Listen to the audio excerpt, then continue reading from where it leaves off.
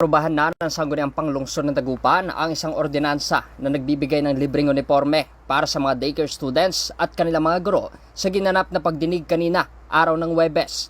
Ayon kay Councilor Marvin Fabia, author ng nasabing ordinansa, ito ay para mabawasan ang problema ng mga magulang sa paggastos ng mga uniforme ng kanilang mga anak.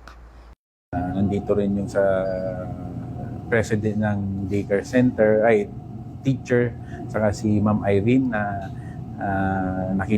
pinakita yung mga uniform nila, kung dalawa pala yung PE at saka yung uniform nilang pang school.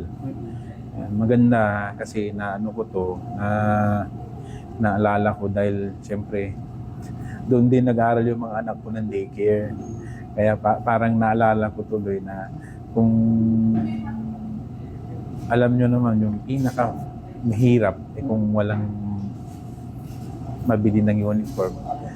Kaya sabi ko, baka pwede kong ipanukala to. Kaya yun, ginawa ko ng ordinance para mahingi natin kay pinakamama natin, Mayor Vilente Fernandez. Alam ko naman na si Mayor Vilente Fernandez talaga ay love na love niya ang daycare. Kasi nakikita ko since nung siya ay naging mayor, lahat naman ng daycare talagang nandun sa Estadia. Every graduation ng daycare, lagi doon sa Estadia. Kaya sinabi ko rin kay Mayor na i-ordinance ko to, at sabi niya, sige, hanapan natin ng pondo. Talagang 100% masayang-masaya yung mga magulang. Siyempre, yung bes na ibibili na nilang ng damit, mabibili na lang ng pagkain ng mga daycare o sa buong pamilya nila. Una yung nandito kanina sila Councilor Attorney Joey Tamayo, si Councilor Carlos Reyna, saka si Tala, sila yung kasama ko kanina. Talagang very supportive sila, lalo na si Councilor Joey Tamayo, saka si Carlos Reyna, si Tala. Labis naman ang pasasalamat ng Pangulo ng Samahan ng mga Daycare Teacher na si Josefina matapos maaprobahan ng nasabing ordinansa. Dahil anya, sa mga nagdaang taon, tanging mga magulang lamang na may kakayahang bumili ang nakakapagsuot ng uniforme sa kanilang mga anak dahil hindi ito itinuturing na mandatoryo. Ngayon, dahil sa bagong ordinansa, masisiguro ng makapagsusuot ng uniforme ang lahat ng mga mag-aaral sa daycare na tiyak umanong ikagagalak ng mga magulang at guro ng daycare center sa buong lungsod. Inimbitahan po kami para sa committee hearing ng ordinance po na pre-uniform for our daycare children. Maganda pong balita kasi magkakaroon po ng pre-uniform ang mga batang nasa daycare po. Which is 2 set po, isang PE at saka isang gala po.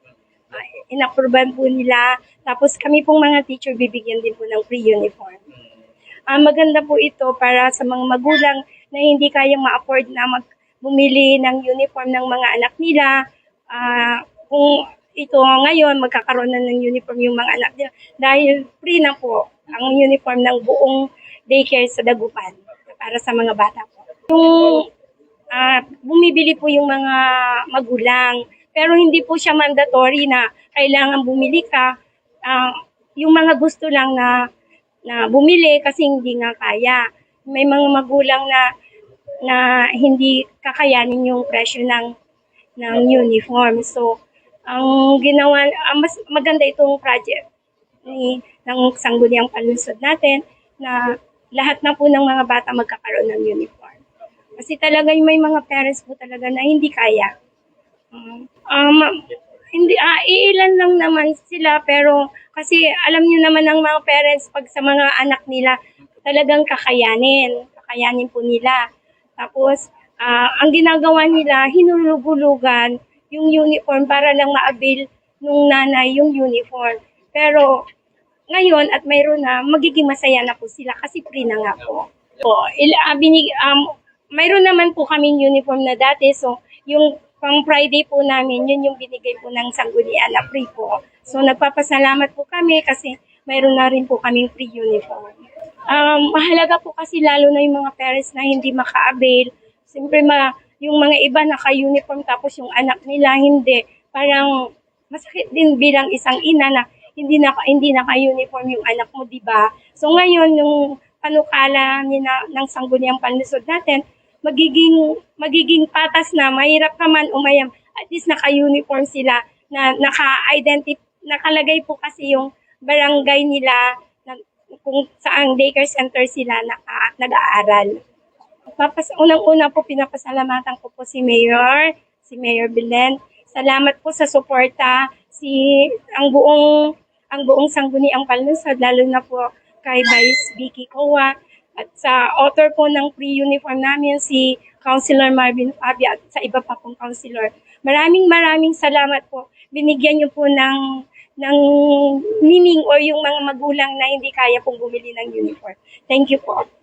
Aabot sa tinatayang mahigit kumulang 2,000 mga mag-aaral mula sa iba't ibang barangay ng Dagupan ang makatatanggap ng 2 set ng libreng uniforme. Dagdag nito, isasama rin sa programa ang 46 na daycare teachers sa lungsod na makakatanggap naman ng 1 set ng opisyal na uniforme para sa kanilang arawang serbisyo. Para sa programang Zona Libre, Patrol numero 4, Bombo Justin Ramos nag-uulat. This is Bombo Radio Philippines, the #1 and most trusted source of news and information. Basta Radyo Bombo!